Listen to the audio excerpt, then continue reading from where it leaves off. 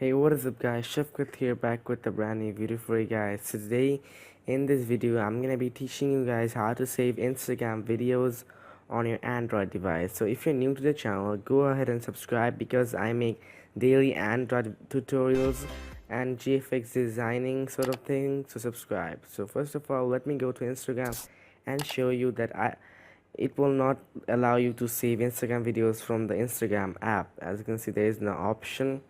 There is no any option. You can share it on WhatsApp or Messenger, but there is no option to save it on your device. So let me show you how you can do it. So first of all, go to the Play Store and download an application called InstaSaver.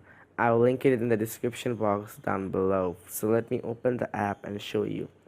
So first of all, the app will look something like this, and you want to turn it on when you want to save anything. You can turn it off when you're done saving a video. So as you can see, so let me go to the video right now, and you want to go is click on the three dot and copy the share URL, and as you can see it will show up a downloading button. As you can see, it is downloading and the video has successfully downloaded. So you can also do it by doing it manually. So let me turn off that. You can also do it manually.